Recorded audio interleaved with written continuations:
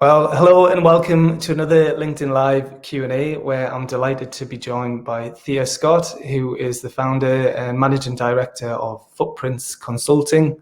And today we're going to talk about brand marketing for startups and scale-ups. So how are you doing, Thea? Thank you for joining me. I'm good, thank you. Yes, all good. Just can't believe it was nearly May. I think Wow. that's Yeah, I'm just getting used to it being April. But yeah, yeah, I know. Exactly. where's the year going? So, I know. so you're based in Newcastle. Yes, based in Newcastle, working from home, obviously, like everybody else, really at the moment. Set up in at the beginning of last year, actually, about 2 weeks before we went into lockdown. But it's been pretty good. There's a lot of people out and about who are looking for marketing services and really understanding about what they want to do. So it's good that I'm fairly central as well, and I've been using the new e-scooters to get around town as well when we have some meetings. Yeah, I'm still to use that, but when we first talked about meeting up for a chat beforehand, we talked about that, and I know you've been trying to do some jumps off curbs, but they're a bit too heavy. I've been trying. They're too heavy. Yeah. You can't do it. So you said you set up your business about a year, well, just over a year ago. But do you want to explain like why you started your own business and what your background was before that, and what services that you're offering now through Footprints? So why? Yeah, absolutely. Yeah. Yeah, so when I first came up here, I've always been in the tech industry, really. And when I first came up here, I was, looking for internal marketing jobs. That's mainly my background. And all the businesses really that I've been looking at and helping to work with have always come in the first bit of it just to help them out with some marketing. And it was really on the pretense of doing a couple of emails here and sort of coordinating social media and things like that. And it became quite apparent when I came in and started asking questions really about what the focus was. Why are you doing this? What is the reason? Who are you wanting to target? What are your business objectives for this? That business owners started saying, oh, I didn't know really that was anything to do with marketing necessarily. I just thought that marketing was a bit of promotion and that's kind of what we needed.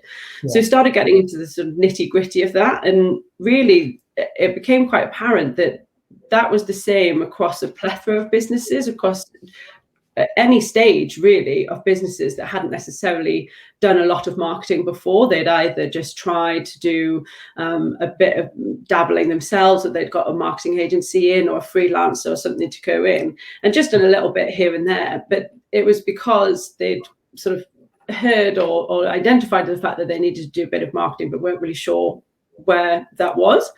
So when I came in and started asking questions and really sort of showing these businesses the effectiveness of marketing that can happen if you actually align them with your objectives and go through the processes to make sure that the marketing activity is lined up with the business objectives, that they started seeing quite a lot of value. And I've always had in my mind that I'd like to set up a business, and I didn't really have an idea about what I wanted to do. It was just sort of something that was just there, that I would go, oh, one day I'll have my own business. And I remember talking about it at uni, actually, and I remember having a conversation with some mates and being like, by the time I'm 35, I'll have a business. And I don't know why I picked 35. I think it was just because that's a scary age at 18, isn't it? When you'll have to be very mature then. So yeah, and but I've actually done it. I've set it up before I was 35, and I think that I didn't want to necessarily go into setting up a marketing agency where I was doing similar things to everybody else, because there's some fantastic agencies and really good freelancers up here who are really specialists in their marketing side of things. I thought, well, there's, you know, that market there is really something that I need to be able to find a gap in. And when it became more apparent that businesses actually need help understanding their marketing and how to use it, they knew that they needed marketing, but they didn't really know in what capacity or what that looked like. So when I started thinking about it, I started talking to other business owners about it and just sort of explaining that actually I was going to come in and I was going to help businesses really understand that what they needed from marketing, not just what they wanted, translate those business objectives into a marketing strategy, and sort of also be that mediator between the marketing people that they'd hired, whether that's internally or externally, so that, because a lot of people in like business owners don't do the marketing, so you start asking questions that potentially you aren't asking it in the right way, so you think you're asking for something and actually you're getting something else back. And so I come in and really like help sort of translate that side of things. And these business owners that I was talking to about potentially doing this was said, yeah, this is something that we really need. And so that's why I thought, well, actually, if there is a need, if there's not just a few people, there must be more people like this. And that's why I thought, well, I'll take the plunge and help these businesses. Yeah, no, amazing. Well done for doing it, because I think, you know, setting a time or a date or some other milestone is important, because I did a similar thing. You know, I've spent a long time in roles where I've been helping other people start their own business, but I thought I want to be running my own business before I turn 40. So it was the same. Yeah. Why? Well, because it was like far enough in the future. So I did when I was 39. So right. Yeah, nice. Okay, yeah. So but why did we set any goals or, you know, milestone? You need something to be aiming for, and whatever it is that gets you there is worth doing.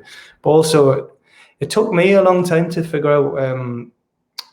I think one of the things that put me off at first was I didn't want to be just one of many other people doing the same thing, a bit like what you were saying there, because a lot of what I do is help other people start their own business. I didn't really want to go into competition with other small businesses or freelancers or micro businesses, because I want to help them grow. So what is it I can do that other people can't do?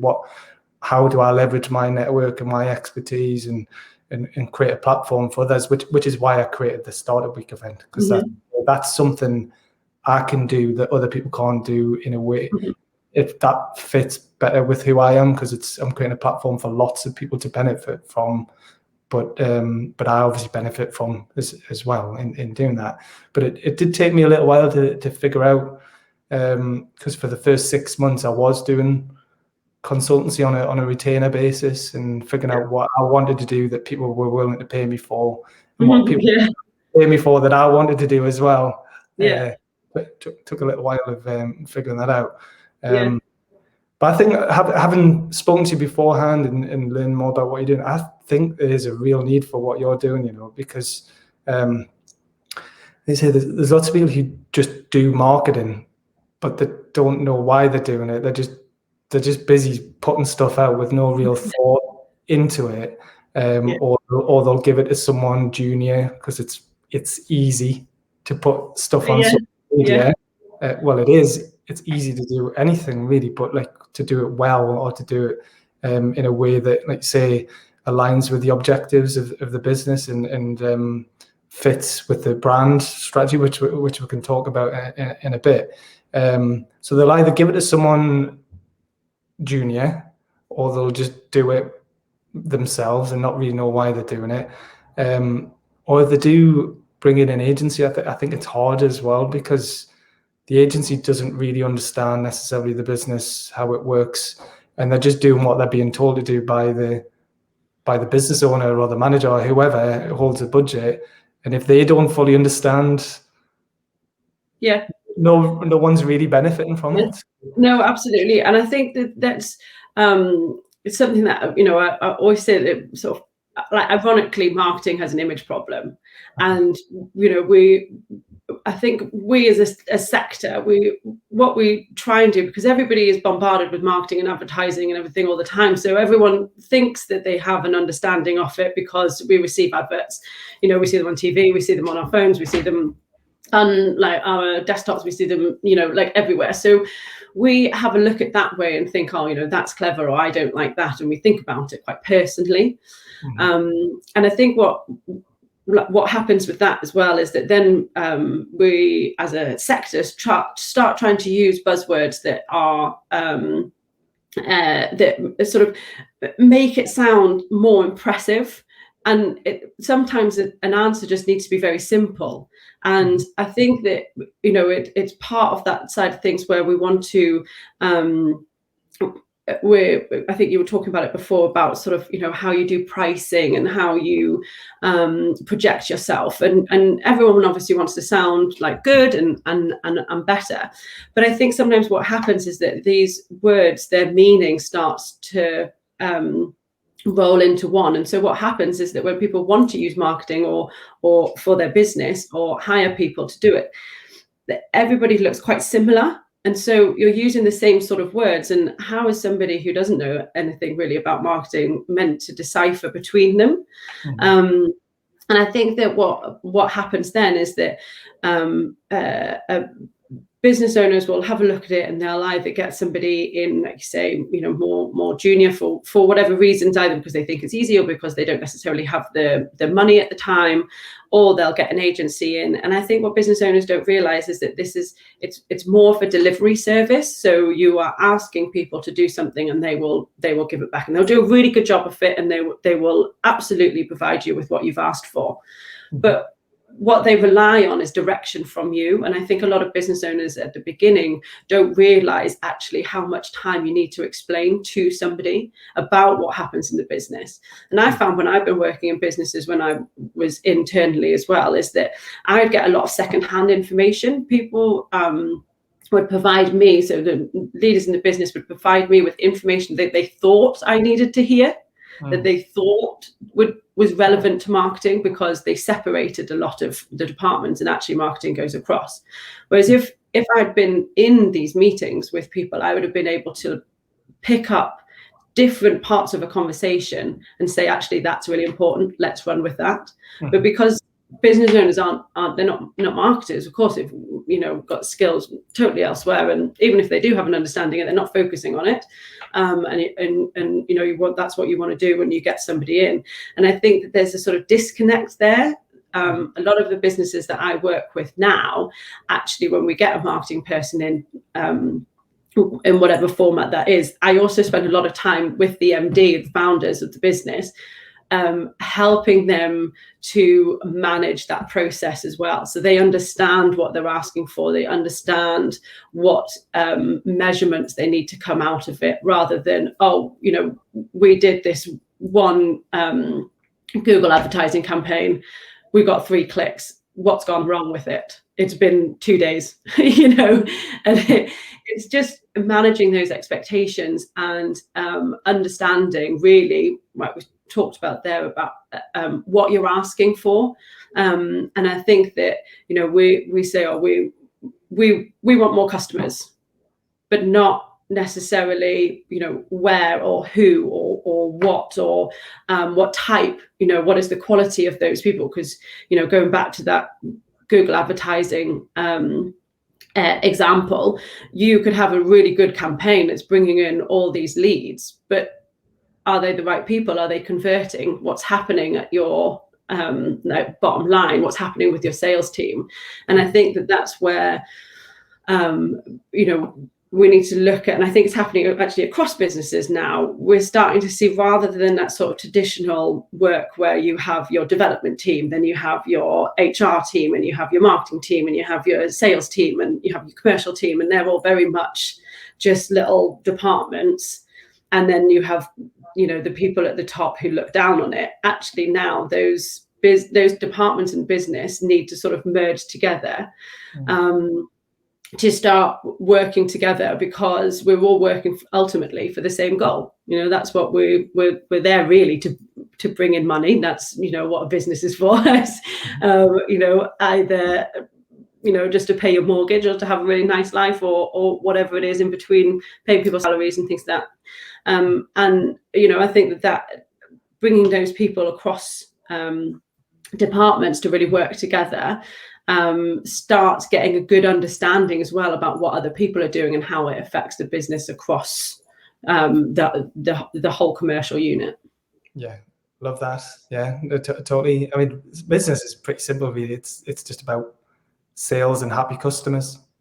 That's like, if you're making sales and you're bringing money in and your customers or your clients are happy, you're running a good business. How you do that is like, that's for people to figure out. But what I love about what you're talking about there in all the other conversations, you are taking that real holistic approach, like that complete overview of the business and all the different departments and all the functions, and you're not just treating marketing as a separate little area that has nothing to do with the others, because it is, you can't really do it well unless you understand everything, like what you're trying to achieve and how everything fits together, and how so. And I don't think many people do that. You know, like maybe if you're in-house and you're in a good company, you can. I have seen it, or I've been part of teams where we've tried to do that, but I don't think it's typical to be that way. So, well, you need to have somebody to champion it as well. And I think that's why sometimes if you've got like an internal marketer or somebody, can actually be on like the HR side of things as well. But if you can have somebody internally as well, who's sort of, it could be the MD, you know, that's a lot of times they know the most about the business really. And to, you know, to have those understanding of how people work together. I think a lot of businesses are looking at sort of chief revenue officers are the sort of new position that people are talking about. But I think it's a really interesting concept, because it's really about streamlining your processes and your departments and the activities that you're doing across them to generate the most revenue. And that could also be even down to how your teams are formed, you know, or how they work together, and you know, how's your internal engagement? You know, that's such a marketing piece, but obviously it overlaps heavily with your HR side of things as well, and you know, obviously your recruitment. And when I go into businesses now from a consultancy side of things, or when I was internally, I'd always try and work with the HR team, because it's so important to have your sales and marketing, and your sales and marketing, different side, but your HR and marketing working together for your engagement, because you're both very responsible for the internal reputation of your business and the external one for attracting talent.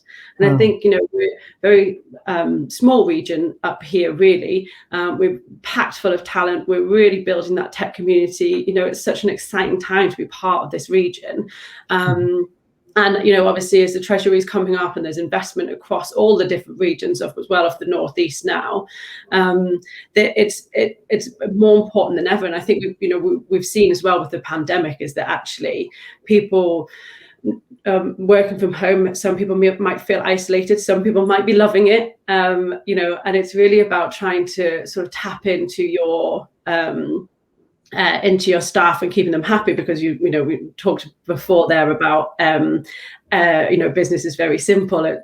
Happy clients, like good business is, but also most of that is your staff as well. And I think people are starting to see that. And a lot of the time people still see the HR and the marketing department separately. And actually, if you can bring them together, or at least have a look at those functions together, you've both got skills that you can help with. And actually getting people to understand in the business that everybody does marketing, because as soon as you speak to a client, even if you think, I'm just junior finance person or something, you still have to talk to clients, or you still go out, you talk to your mates in the pub about the business that you work for. You're all representing. As soon as you mention the business, everyone's representing it. So I think it's really important to make sure that, that especially from that point of view, that, your marketing team and your HR team are working together.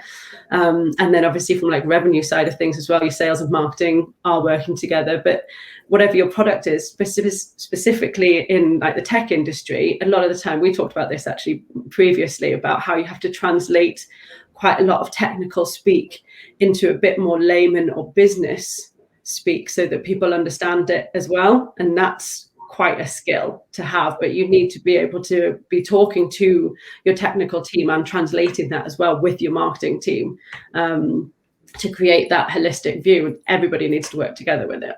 Yeah, totally. So that leads on nicely. I was going to say, when we talk about brand marketing, so it is that holistic.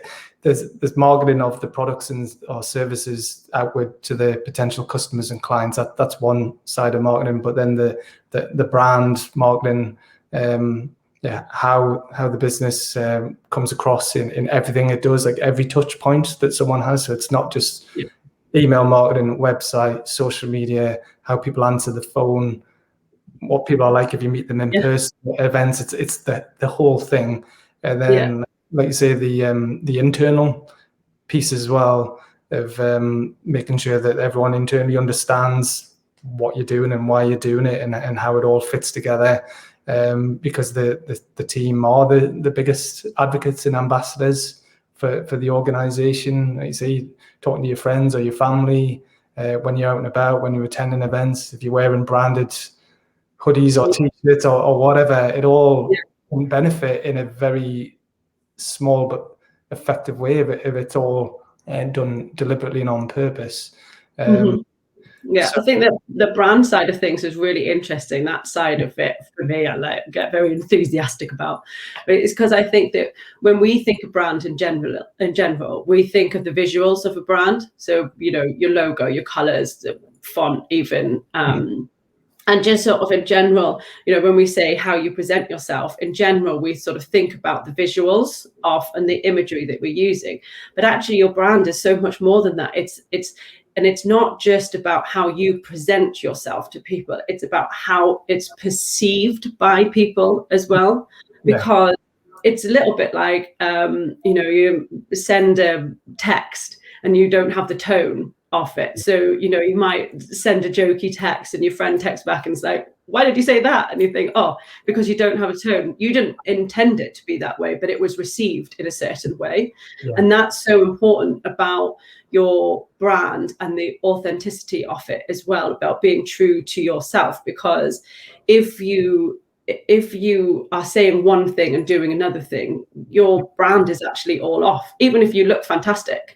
If you're not following up with it and you're not backing it up, and it's okay. You don't have to be the cool software company, with their pool tables and their beer Fridays or anything like that. Maybe those aren't the people that that you want to attract, or that isn't your business, and that's absolutely fine. It's about being true to what you are, and that's the way that you attract the people, the right people to your business, both in terms of customers and employees. And I think that it's the same with like the marketing. A lot of the time with that joined up side of things, it's really about connecting those dots.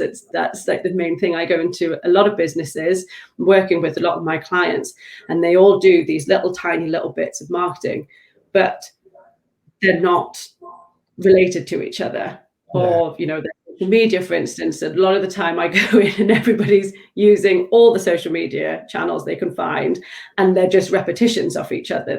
There's no difference between it. And really that is a sort of that, it makes you look smaller as well, because it looks like you haven't got time or the resource to be able to have a look at that. And a lot of businesses, especially in the startup world, you want to look bigger so that you can attract those bigger clients.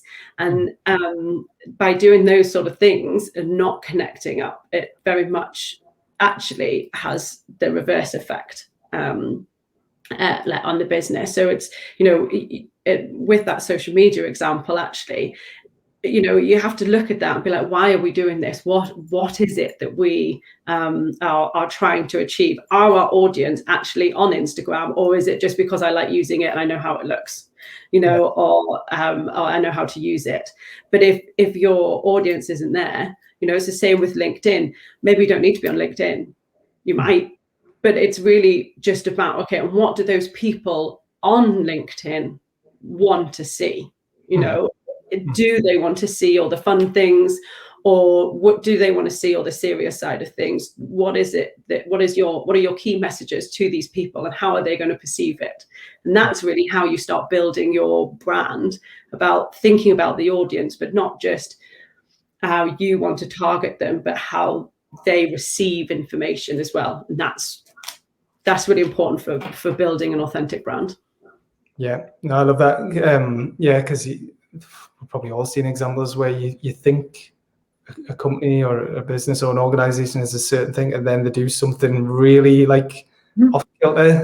Like, where the hell did that come from? Like, that just doesn't sound like you at all. What we thinking of? Because it is. It's like it's not just what you put out. It's what people receive and what people it is when you talk about reputation, your brand reputation. Yeah. You have the company reputation, but you can have your personal brand reputation as well as what people think or say about you when you're not there. Yeah, that's my favorite phrase. I can't find a better one. I keep trying to sort of reinvent that wheel. But as probably with most things, Jeff Bezos definitely got in there first, and he describes it. It's the best thing. It is such the best thing. Your brand is what people say about you when you're not in the room. It's just, that's exactly it. Yeah, no, spot on. Okay. So on the, I've got a question here just about when and why startups or established SMEs might want to bring someone like you in to help with growth or scale up ambitions.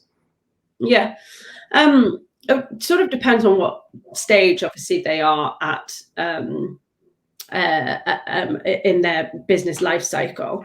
I think the more established SMEs, having someone like me in terms of like a marketing consultant come in to review your status of your current status of marketing and where you need to go. And really, they get to a point where they've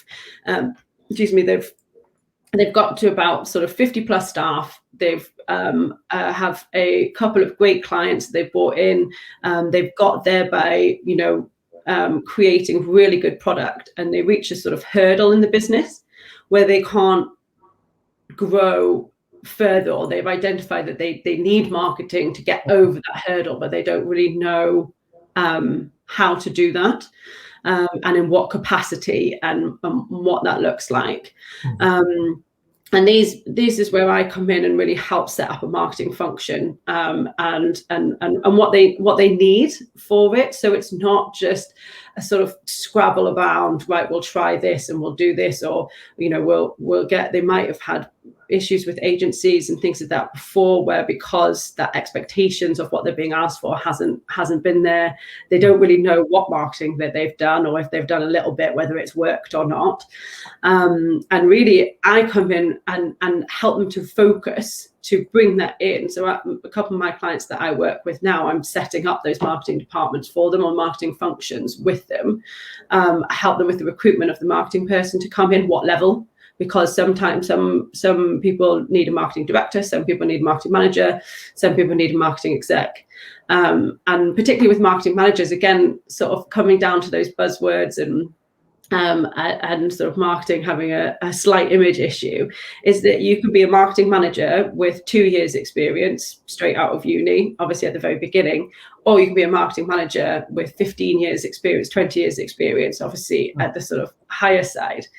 And that is a huge gap across there. And how do you know, when you say we're looking for a marketing manager, how do you know where to pitch that? What salary are you looking for? What are the realistic job descriptions for that?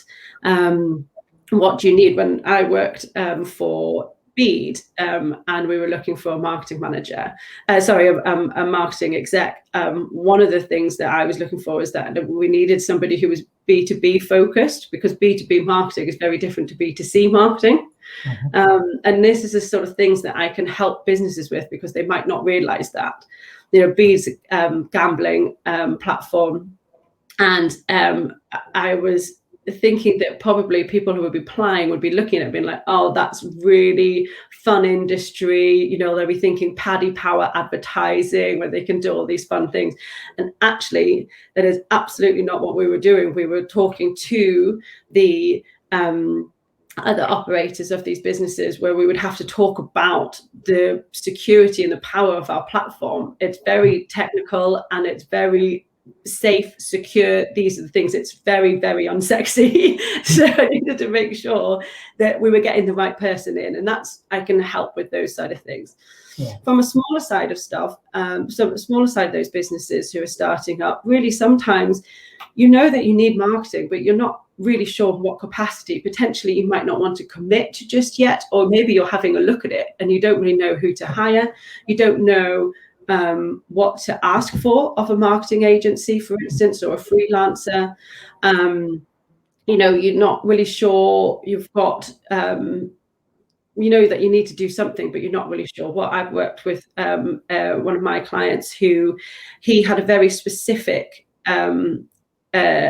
opportunity coming up, and he knew that he wanted to take advantage of that, and he knew that he needed marketing to do that, but he didn't know how to do it. So I came in and reviewed all his marketing channels and gave him his current status about it, gave him a lot of recommendations about where to focus, what to do, what it should look like, what changes should make, what improvements to do, what types of content to do, and who to look for. Because I think I've had other businesses who I've worked with who had either issues with their agency, and it just happened to be the wrong agency because they weren't as specialist as they thought they were. That's fine. Some agencies are very, you know, generalist about things. Some are very specialist. Some focus on one aspect more than the other.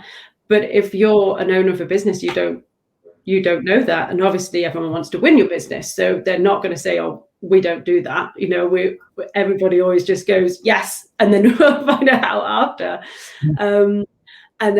You know, that's the same with like on the marketing side of stuff. So how do you know? So these are the kind of things that I can come in and that I can help with for our other consultancies available. But from my point of view, that's what I can come in and help people really spend their money wisely, really. Because some people get a grant in, or have a bit of cash that they know they want to spend, or they've got a particular issue even. One of my clients that I work with now, they've actually set up a marketing department with them, as it turned out. But I started off because they were having issues with their PPC and their SEO agency, and they didn't really know whether it was them or whether it was the channel. They're in the leisure industry as well, and it was beginning the pandemic, so obviously it was quite a stressful time, and they wanted to pivot, but they didn't know how to. And so I just did like an audit off it, review different ideas about how we can change all of that, and also discovered that it actually wasn't really working with their agency, mainly just from their expertise side of things. And we since switched and moved on from that. And it prevents a lot of frustration, like further frustration, when you're like, I know this isn't working, but I don't know why. And you can get an expert in who knows about these things and can say, right, I can ask these right questions, and if they don't answer them in a particular way, then we know there's a problem. Or if they do, then we have to look at how we're briefing or having more focus. Sometimes it's really just about asking for what you want in a particular way that you might not have known. So that's how it helps to come in. Yeah, amazing. Well, I think definitely, you know, you've got a proven track record of working at in-house, also agencies. You've worked for companies, you work for startups, fast-growing startups that have become scale-ups. You've helped them raise investment. You know, you've got that wealth of experience. I don't think I'm aware of anyone else that's got that experience who's now available as a consultant, like in the way that you are. Definitely, at least I haven't come across anyone that's got your skill set and your expertise. So I think people can get that without having to take on someone full time. So they maybe can't afford a full time person with your level of expertise, but they can benefit from your expertise in a more affordable way.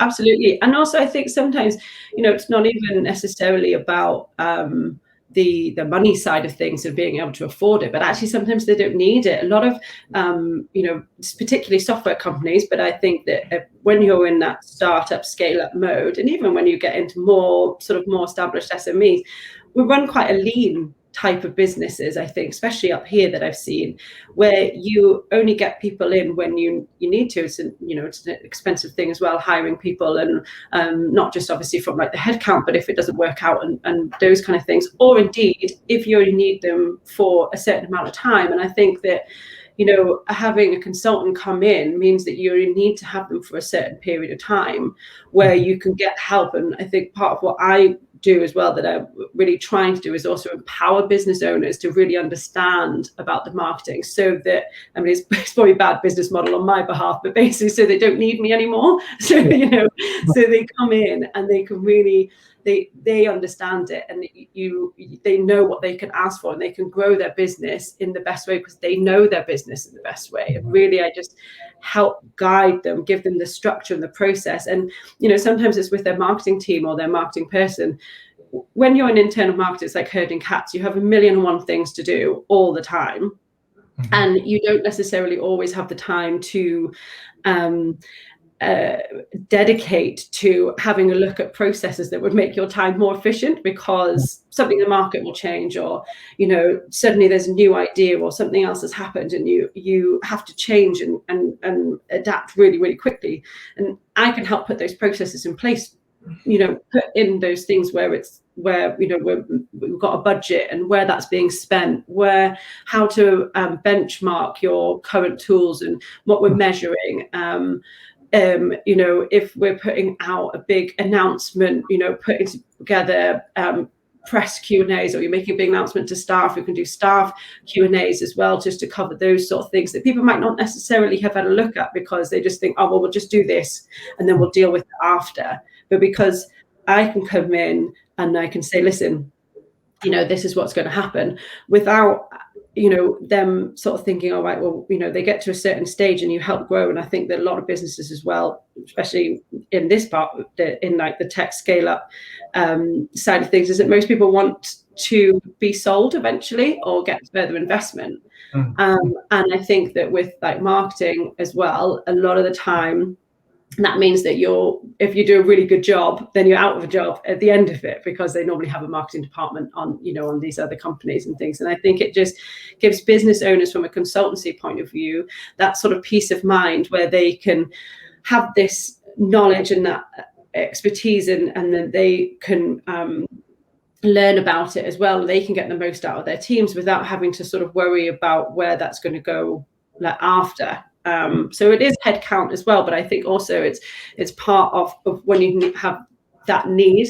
We talked about it a little bit when I gave the example of the snowboarding, when you kind of have to do it in stages. And I think that the service that I offer is quite like that, in that you can, from a sort of startup point of view, you learn your edges of your snowboard, but you could only really have a sort of couple of lessons of that. Then the way to learn is to throw yourself down the hill, and then you learn about that, and then the next time you come around and you want to either have a refresh about those skills, or maybe connect your turns better, or just sort of hone those skills, and you get another lesson, then you've got to throw yourself down the hill, and then it sort of goes up in stages depending on what you want. So I think having a consultancy basis where you can have someone just to come in, on a part-time side of things, not add to headcount, like you say, and have that expertise is really helpful. Yeah, no, it's great, because then you don't have that necessarily that full-time overhead, but also for you as well, you can come in and you can just focus on what needs to be done, and not necessarily get involved in some of the other things going on in the organization. You could just focus on what you're there to do, and then that keeps it interesting for you as well, and you're there to do a job. So there's some agencies, I think the business model is to keep that client forever. Yeah, probably.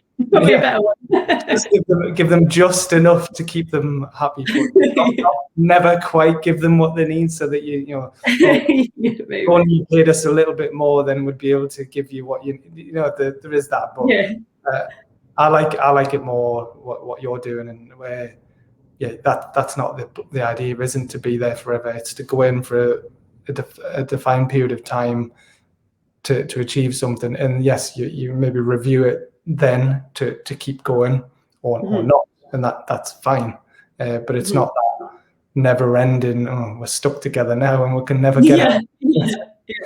But from my point of view, I love the Northeast, and I love like the tech community. I mean, as it happened, we talked about this actually, is that when I first started, people weren't actually from the tech industry. My clients that came in, but they had the same like profile of businesses where they'd got to a certain stage and they didn't know how to go further on. But I think that the tech community up here, and actually I think the business community, really is growing. We talked about that investment before, about the Treasury coming up, and that people are looking. I think NGI and Sunderland Software City, they're doing loads of people are doing such great stuff to really actually highlight what a great place the Northeast is. And I think that if I can contribute to that as well through this, then I want to help businesses grow. So even if I can give them pointers and guidance and structure to be able to do that, I come in and help that economy here as well. So I don't need to be, I think you can outstay your welcome in some things as well. But for me, it's really just about empowering businesses, and really, I suppose, from a selfish point of view, really championing marketing. I think that we're definitely seen as sort of a luxury rather than necessity, which obviously I always try and fight. And I love marketing. I love people. I've always loved people watching. Is a favorite hobby of mine. Did psychology at A-level and all of those sort of things. So it's kind of a really good fit. So for me, I really want to push the marketing side of things as well. So if I can help the Northeast economy while at the same time being able to champion marketing and talk about how great it is, and how actually if you use it effectively, it's great for business growth, then I'm a happy chappy.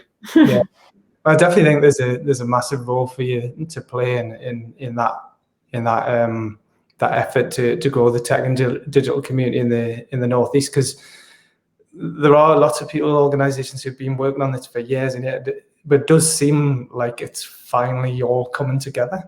I definitely, even like before COVID, I think it was starting to come together. But even now, keep reading lots of positive things, lots of news about new exciting businesses springing up out of nowhere, investments being made.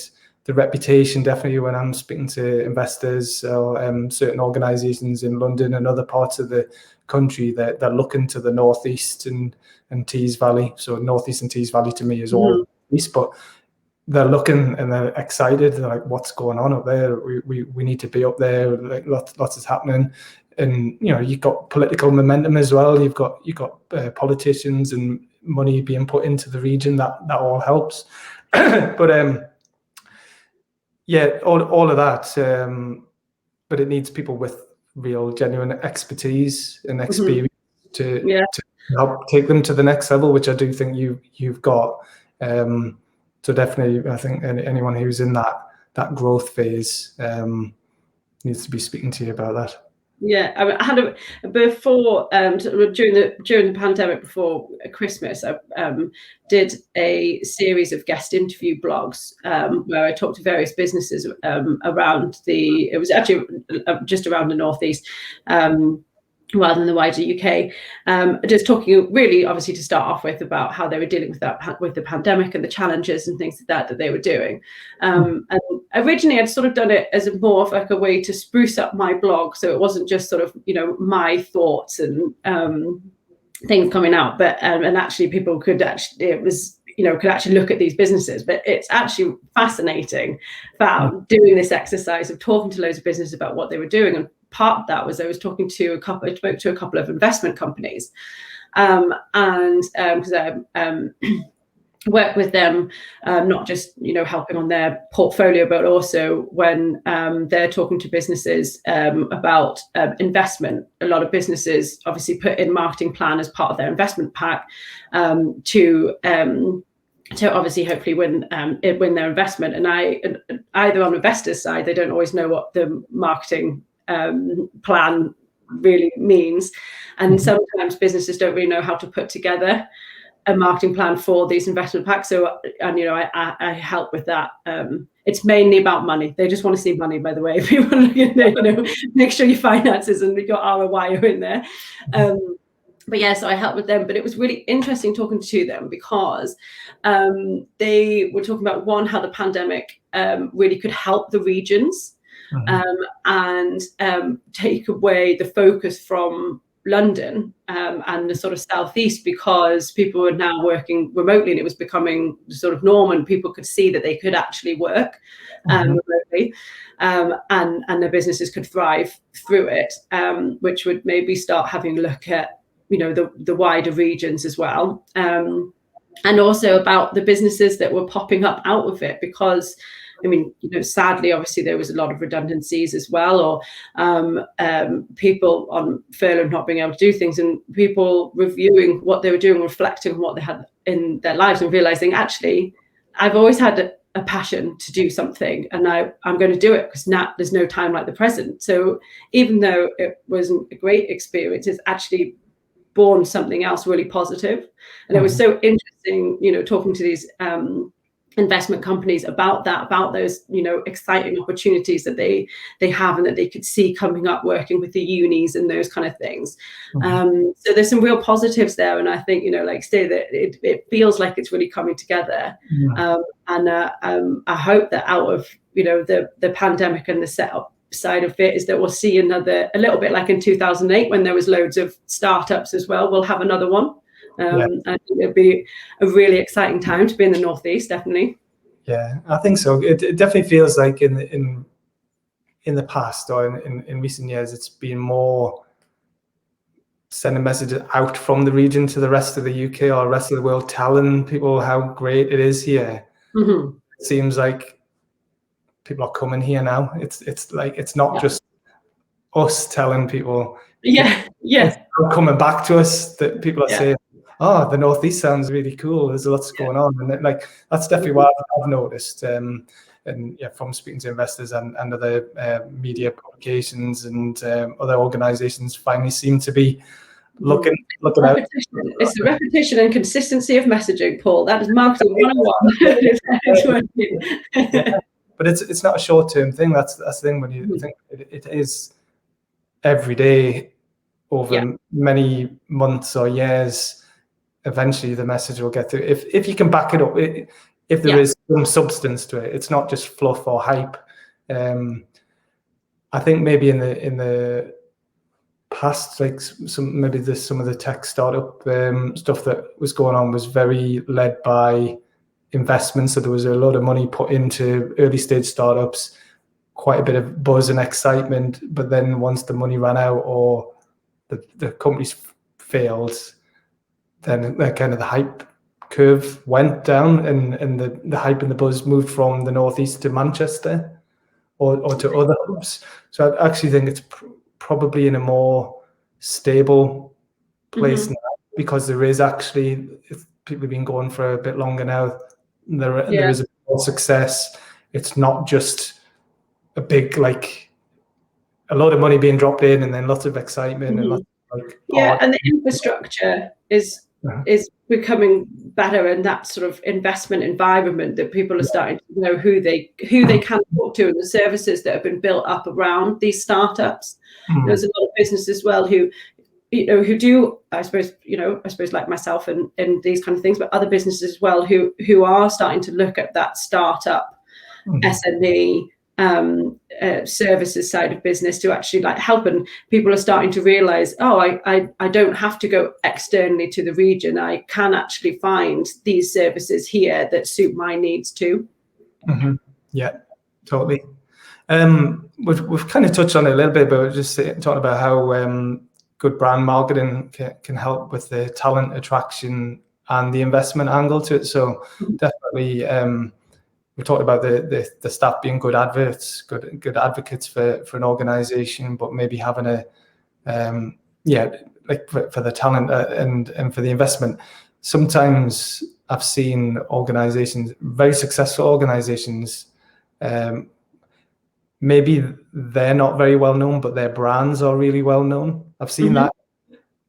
Sweeping statement, but when I used to work for Tech North, part of Tech Nation, I'd go all around the north of England. So it'd be like Newcastle, Sunderland, Liverpool, Manchester, Leeds, Sheffield, and Hull. That was the patch, right? Around there. And everywhere I went, I would meet amazing companies, but nobody had heard of the company, but they'd heard of the brands. And so they struggled to attract talent or investment because people just assumed that company was based in London or New York or whatever, but they were based in Preston or some other, not even a major city, like a smaller town or in the north. But where that was a problem was when they were looking to hire, when they were going through a growth phase and they were looking to attract talent.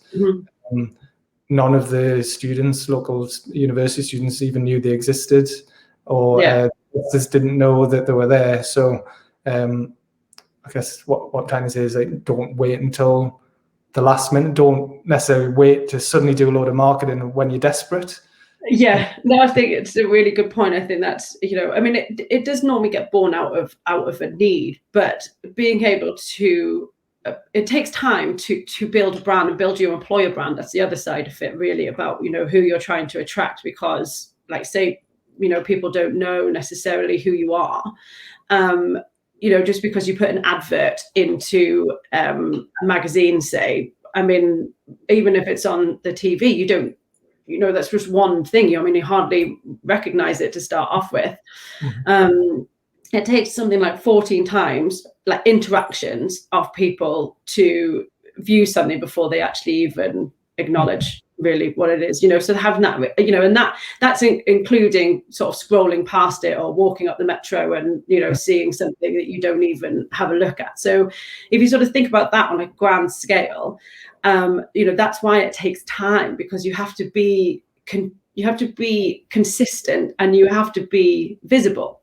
And it's not just a case of throwing your name out there, because obviously that's, for some people, that just be the big brand that they have, but also actually being visible from your people, because people buy from people, right? We are all people, and as I think sometimes we forget this, especially when we sort of build the brand, but actually it's like the personality of it is really important, because otherwise you just sort of look at it and it's sort of a 2D entity, you're just like, well, it's just a name.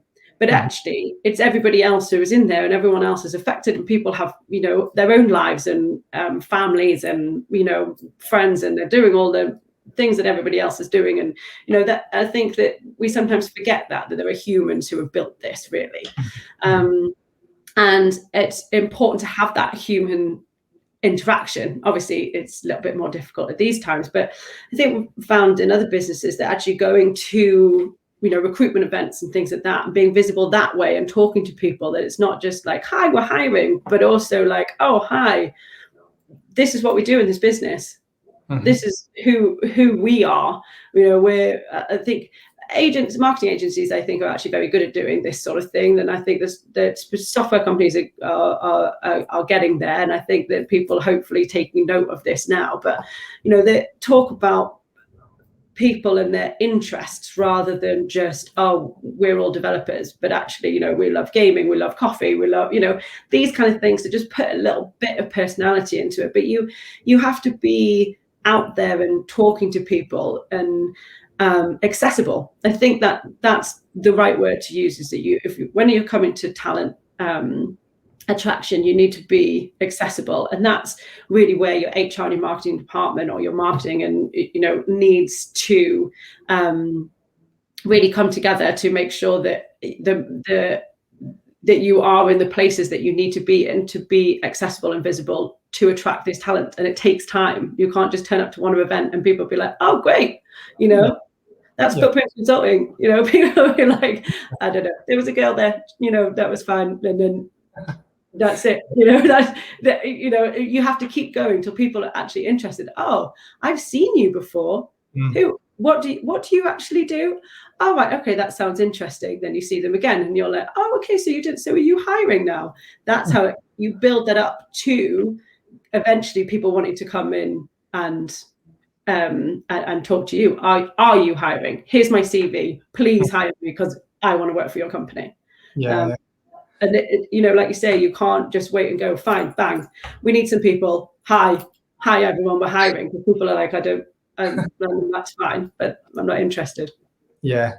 It's not just a one-off hit, is it? In any way, it's not just for the brand, for the talent, but also any products or services that you're selling as well. But I like the way you explain that, because it's being consistent with your message, right? But also consistently showing up, like keep showing up.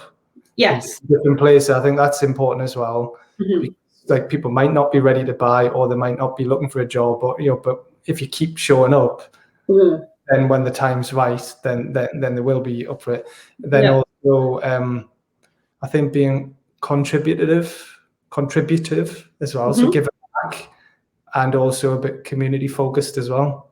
So they're all seasoned. I'm trying to be clever here, right? But like, because one thing, I mean, don't want to necessarily talk too much about, but when I worked for Sage, this most recently, the second time, 2012 to 2015.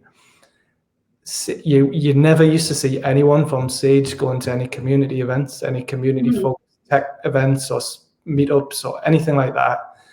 And then we started doing that. Like I used to go to them. I used to mentor. I used to give advice. I used to speak at events. And I got other people from Sage turning up with the branded hoodies and so. And at first, they didn't really understand why they should do that.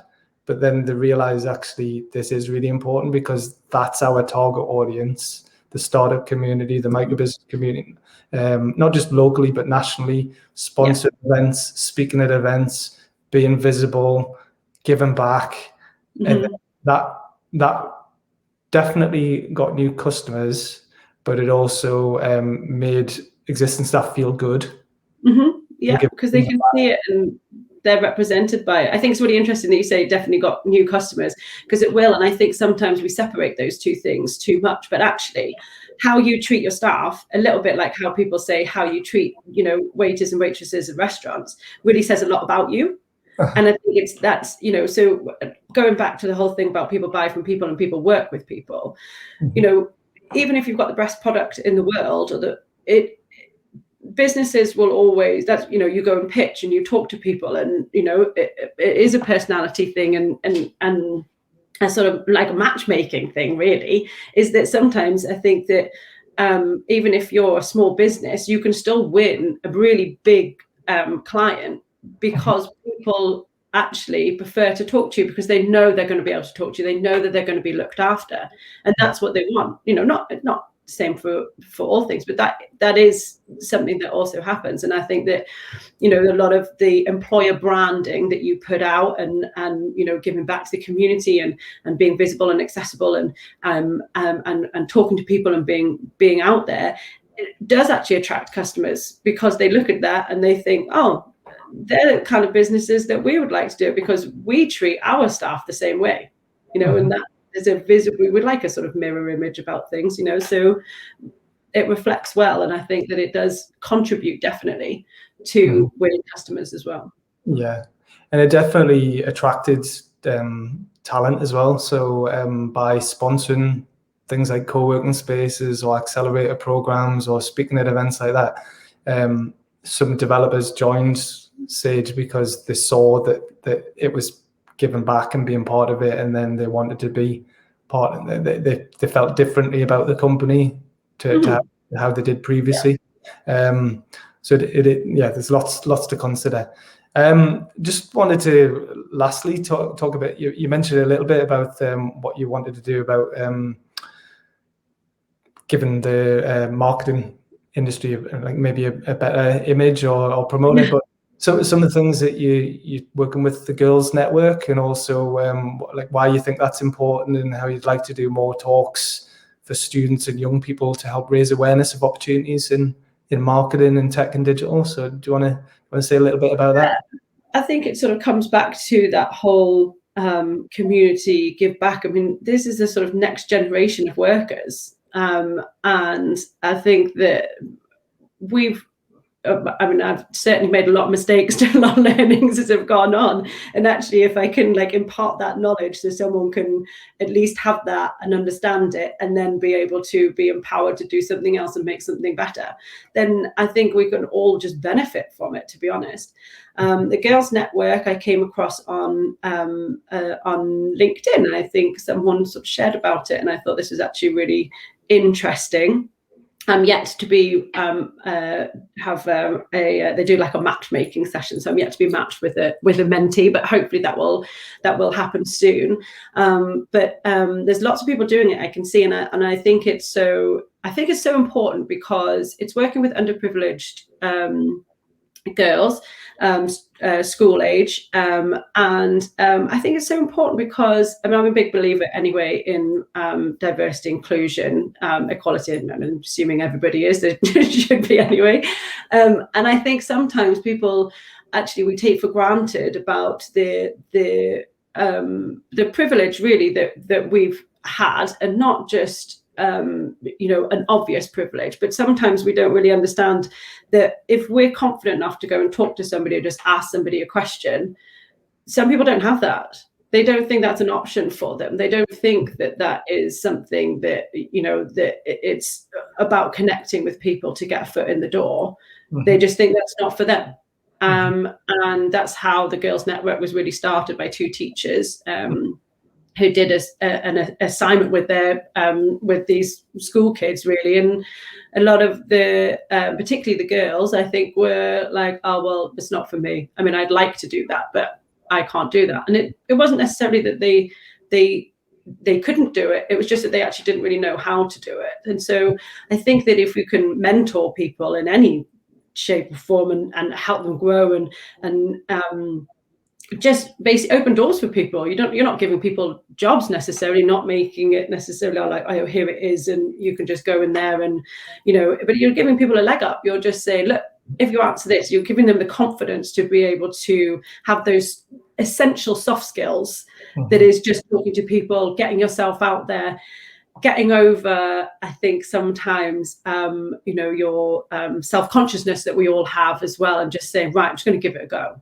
Because sometimes that's not even a thing. Some people, and it happens sort of everywhere, really. And I think it's a real privilege that some people don't realize that you have. And I think that if you can impart that and help somebody else find their inner confidence, that it would be good.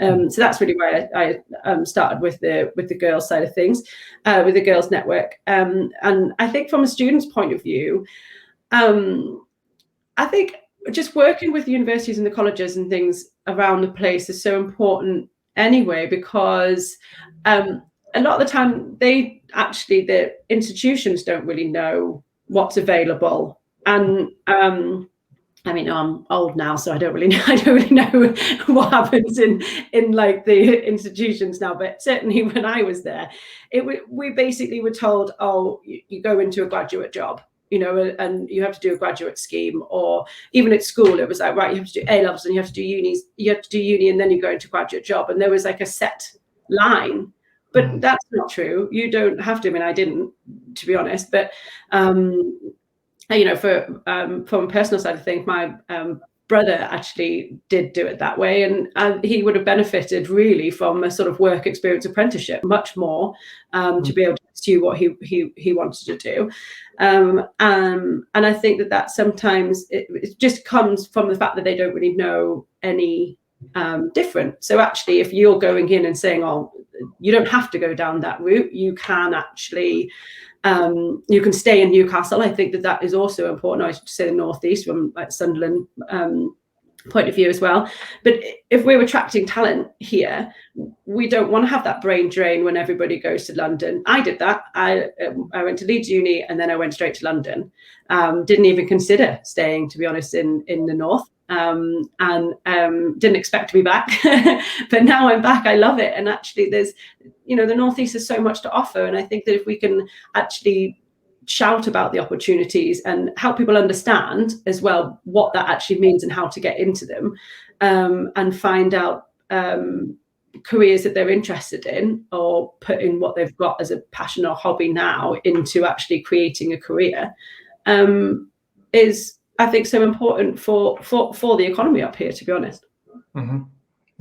Totally. I think it's really important what you're saying there, because it shows people that it is possible, that if they want to do it, they can do it.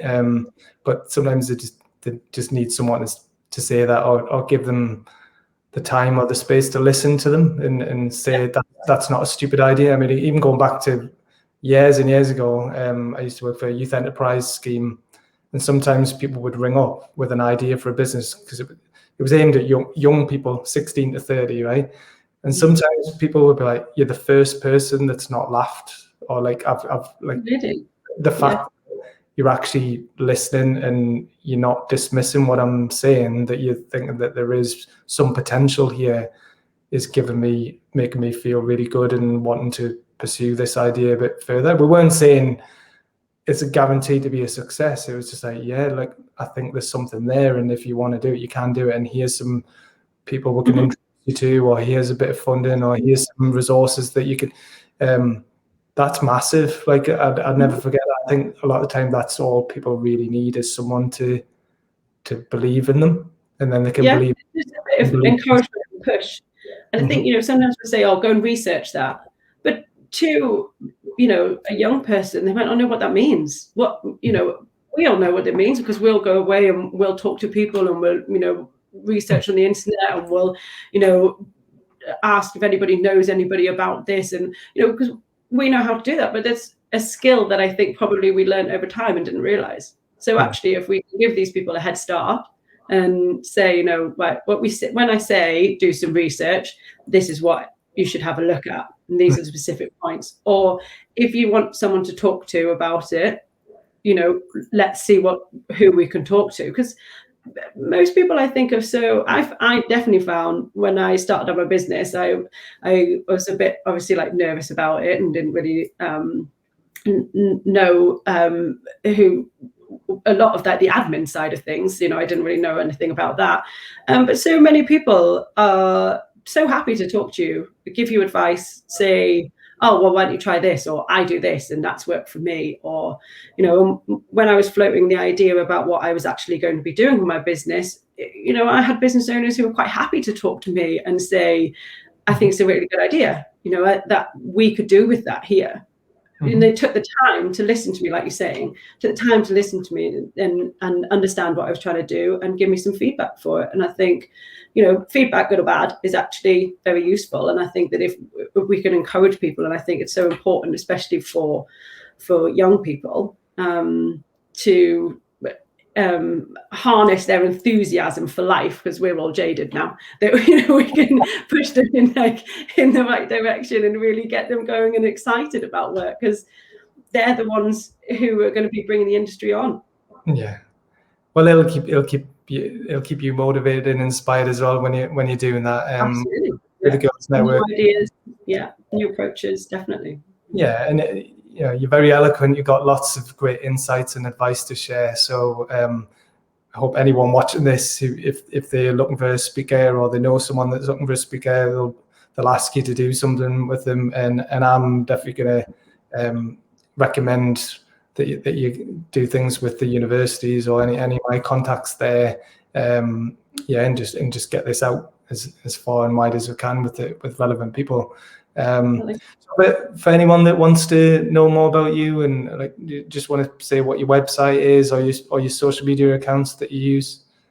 So it's footprintsconsulting.co.uk is the website, and you can find me on LinkedIn with Footprints Consulting, or you can come through the personal one, which is Thea Scott, and then my Twitter is footprints_LTD, but you'll be able to find the social links on the website. Yeah, great. Well, I'm going to post links underneath the video as well, so let's make it nice and easy. Brilliant. Thanks, Paul. Right. Well, we'll leave it there for now, and really enjoyed meeting you and talking to you. And like I said before, I think it's really great that you're doing what you're doing, and you've got a lot of value to give for the North East Tech and Digital community. So wish you every luck with that. Thanks very much, Paul. Thanks, it's been great talking to you. You too. Okay. All right, see you later. Thanks very much. Bye. Bye.